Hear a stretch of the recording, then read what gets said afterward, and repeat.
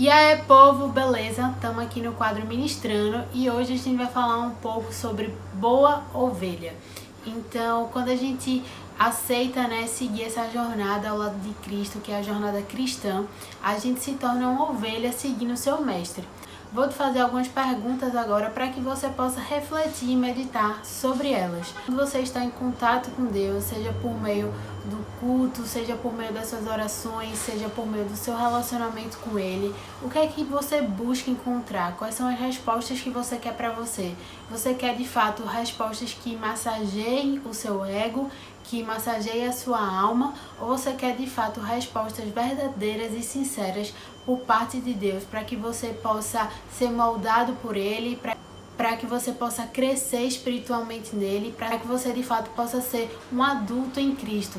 Quando você está recebendo a palavra de Deus, independente do meio, qual a voz que você realmente quer escutar? Você quer escutar a voz de Deus regendo e cuidando da sua vida, ou você quer ouvir a voz do mundo, você quer ouvir a voz da sua própria consciência, ou você quer ouvir a voz do seu autoconhecimento para você seguir, ser guiado aqui na Terra?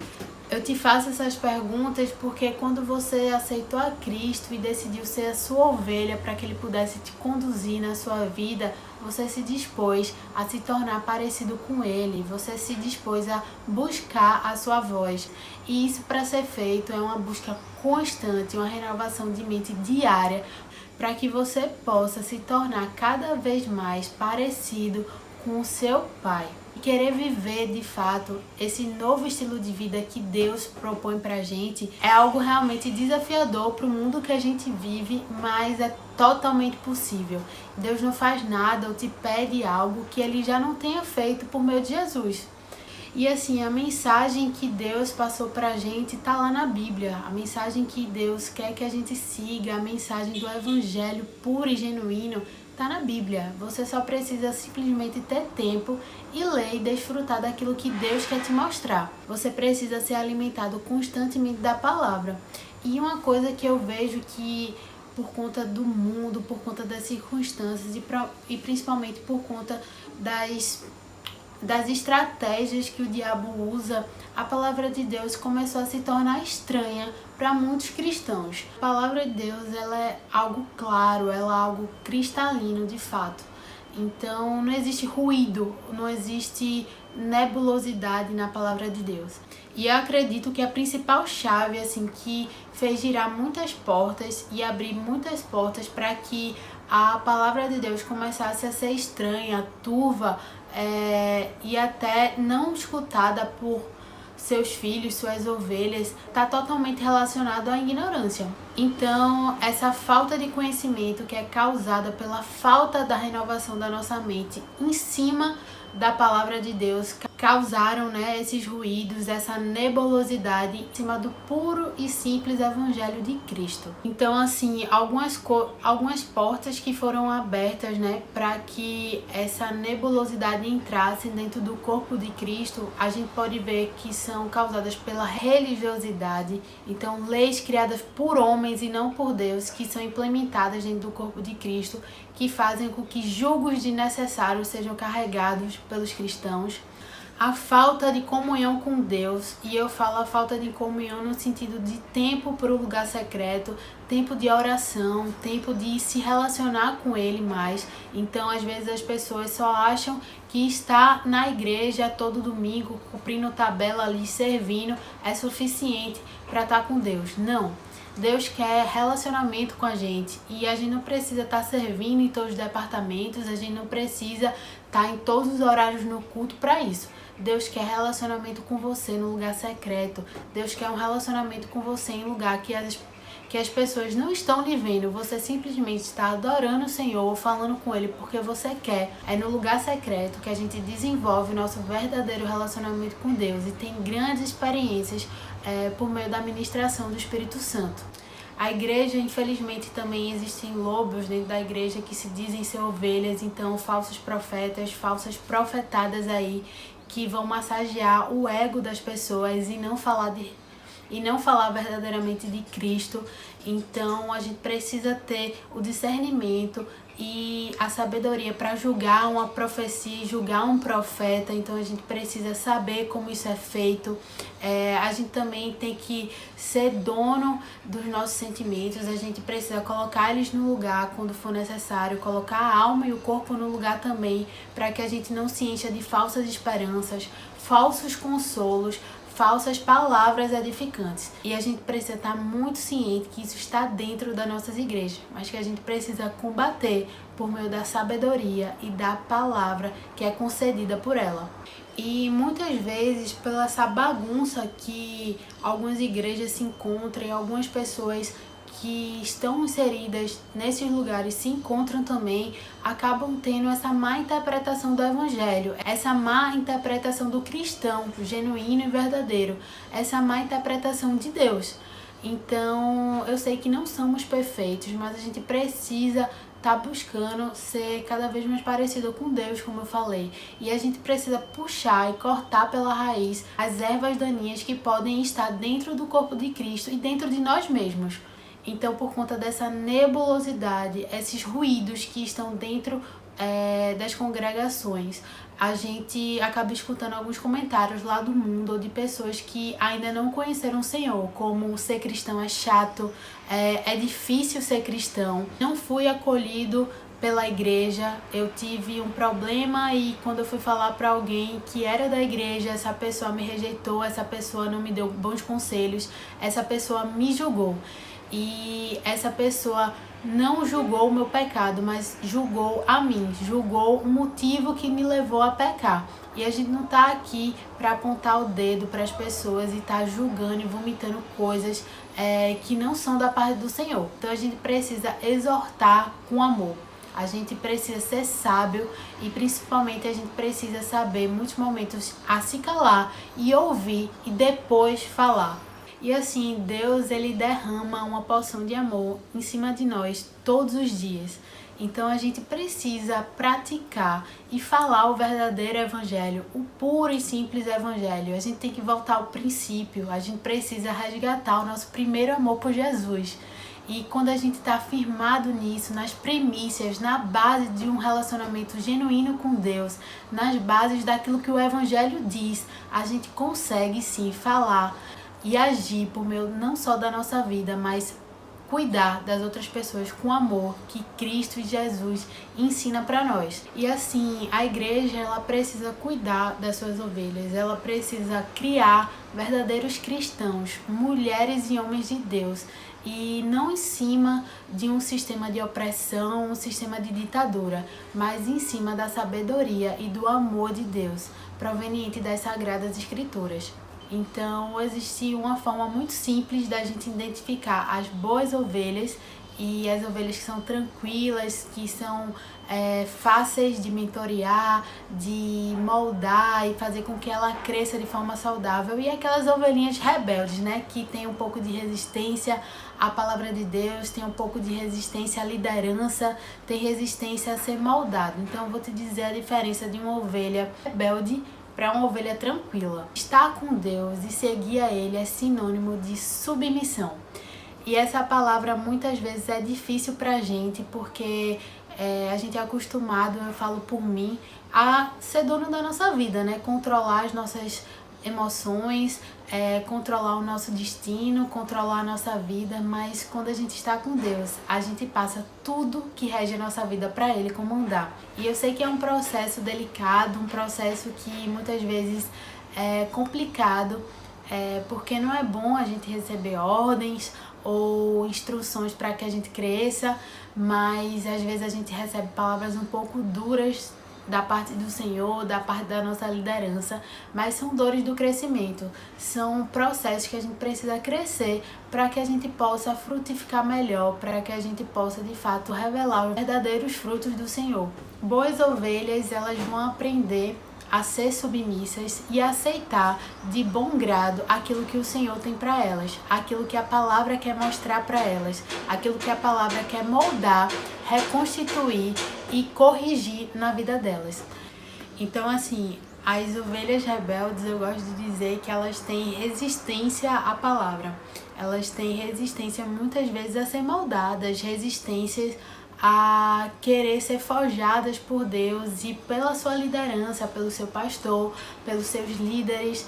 Então, assim, quanto mais esse processo for mais dificultoso, não tiver uma aceitação, uma adaptação por parte da pessoa, vão trazer conflitos desnecessários, vão trazer riscos desnecessários, por conta da sua resistência, por conta de querer ser regido pelo seu autoconhecimento e não por meio da palavra. Isso acaba se tornando um processo mais demorado, mais desgastante daquilo que devia ser realmente divino, leve e tranquilo pra gente, né, na caminhada cristã. Em 1 João, do capítulo 5, do versículo 3 ao 5, diz uma coisa bem interessante, justamente sobre o amor a Deus e aos seus mandamentos, né? O teste de verdade para saber se amamos ou não os filhos de Deus é este: amamos a Deus? Guardamos os seus mandamentos? A prova de que amamos a Deus está na guarda dos seus mandamentos, e eles não nos parecem difíceis. Quem nasce de Deus está acima da influência do mundo. O poder que põe o mundo de joelhos é a nossa fé. A pessoa que se põe acima da influência do mundo acredita que Jesus é o Filho de Deus.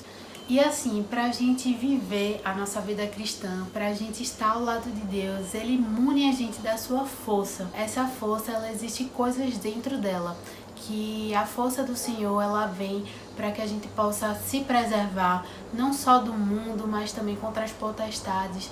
Outra coisa que a força de Deus traz com ela é a questão da cura, né? A gente é curado por Deus, fomos curados por Jesus lá naquele madeiro, então nossas enfermidades já foram todas curadas e saradas em nome de Jesus, mas traz a nossa cura também espiritual, a nossa cura de dizer: eu era bem sujo assim, eu era contaminado pelo pecado, mas pelo sangue de Jesus eu fui remido e lavado disso. Aquilo que era impuro, sujo, podre, se tornou algo limpo, cristalino, belo aos olhos de Deus. Principalmente a força de Deus traz o fortalecimento em si, né? Para que a gente possa combater aí, ter o bom combate da fé, que a gente possa combater esse mundo e não se acostumar com as coisas desse mundo, e sim com o que rege a cultura do reino, se acostumar com aquilo que rege a palavra de Deus. Então, força realmente para a gente seguir e caminhar a nossa vida cristã que Deus propõe para a gente, né? Esse estilo de vida que Ele nos propõe quando a gente diz sim para Ele. Quando Jesus estava ali naquele madeiro, Ele estava completamente só. Ele foi rejeitado pelo mundo, ele foi a pessoa mais desprezada por muitos, ele realmente sofreu a humilhação, mas assim, ele sabia o propósito que ele nasceu, ele sabia para que estava ali, que era para salvar e trazer luz e restauração para toda a humanidade. A salvação de Jesus, ela não é uma salvação que tem acepção de pessoas. Ela não escolhe, você vai ser salvo, você não vai ser. Não. Bem-aventurados aqueles que creram de todo o coração. Então Jesus me salvou, te salvou, salvou a todos, salvou toda a humanidade já. A gente só precisa fazer uma coisa: reconhecer e acreditar que Jesus já fez esse ato de amor e seguir o nosso caminho junto a Ele. É bem simples, a gente só precisa ter fé e acreditar nisso que eu tô acabando de dizer pra você. E que é comprovado, né, pelo mundo e pela Bíblia que isso aconteceu. E assim, Jesus não faz acepção de pessoas, mas nós, infelizmente, fazemos. Então a gente muitas vezes escolhe com quem a gente vai falar, muitas vezes a gente escolhe com quem a gente vai se relacionar, muitas vezes a gente escolhe com quem a gente vai se sentar na igreja, e as coisas não são assim. A gente precisa olhar para o outro e cuidar do outro como Jesus cuidaria, como Jesus vê. E a partir do momento que a igreja começar a ter essa percepção genuína do outro, amar o outro como a ti mesmo, as coisas vão mudar de forma estrondosa. Então, muitas igrejas a gente fica naquela patotinha gospel, naquela patotinha cristã, e a gente perde oportunidades incríveis de se relacionar com outras pessoas, de conhecer a vida de outras pessoas e de ser ensinado por outras pessoas. Simplesmente porque a gente, pela casca, pela aparência, por uma embalagem que a pessoa está apresentando naquele momento ou por alguma coisa que ela fez, a gente elimine essa oportunidade de crescer ou de ajudar alguém porque a gente fez uma acepção de pessoa. Quando eu comecei a olhar para as pessoas como potências para o reino, isso destravou tanta coisa em mim. Isso começou a ver grandes ajudadores para o corpo de Cristo, pessoas que estrategicamente podem estar colocadas em lugares para que pessoas e vidas possam ser restauradas em nome de Deus. A igreja tem que estar aberta para todos, não só as pessoas que já fazem parte do corpo, mas as pessoas que estão chegando, as pessoas que querem conhecer a Deus, as pessoas que querem fazer parte dessa comunidade que se chama Corpo de Cristo. Então, não elimine ou evite pessoas pelo fato dela ser diferente de você, pelo fato dela pensar diferente de você, porque você precisa falar com ela e se relacionar por ela por meio do evangelho e do amor que Cristo propõe. Então, quando você foca nisso, você derruba julgos, você derruba tabus, você derruba grandes barreiras que foram levantadas por conta de uma religiosidade, por conta de leis humanas, de coisas que não fazem parte verdadeiramente do reino e da palavra de Deus. Eu não sei como vai ser a sua caminhada, eu sei em relação à minha, porque Deus quer ter um relacionamento íntimo e individual, personalizado com cada pessoa aqui. Mas o que eu posso te dizer é uma coisa, que vai ser algo que você não vai se arrepender de dizer sim para Ele. Ser ovelha, seguir a Deus, realmente é uma grande aventura. E uma aventura com tudo que tem direito, né? Com desafios, momentos difíceis, momentos complicados, mas ao mesmo tempo com grandes experiências no Senhor, com grandes revelações da sua palavra, com grandes revelações de intimidade com Ele, de grandes testemunhos interiores por meio do Espírito Santo, de grandes momentos de conversas com o Senhor, não só na igreja, não só com seu amigo ali, canelinha de fogo, mas também no seu lugar secreto. Experiências extraordinárias ao lado do Senhor. Você vai ganhar uma felicidade divina, uma felicidade que é inexplicável, que o mundo, as coisas do mundo não tem como prover para você, porque essa felicidade vem diretamente de Deus. Você vai ter uma paz que excede todo entendimento, mesmo nos momentos difíceis, nos momentos turbulentos, porque você vai estar descansando no Senhor, você vai estar dependente dEle, você vai saber ser regido pela sua palavra para poder contra-atacar isso. Você vai ter a plena liberdade de ser livre nele, você vai ter a plena liberdade de estar nele, você vai se conhecer e vai conhecer a sua melhor versão, você vai conhecer a sua verdadeira essência de filho de Deus. E isso, a liberdade que o mundo propõe para você, a liberdade que muitas vezes os pecados podem propor para você, é tudo mentira. A verdadeira liberdade realmente é estar em Cristo Jesus. Você vai ser munido de ferramentas, de estratégias da palavra para ter resistência ao inimigo.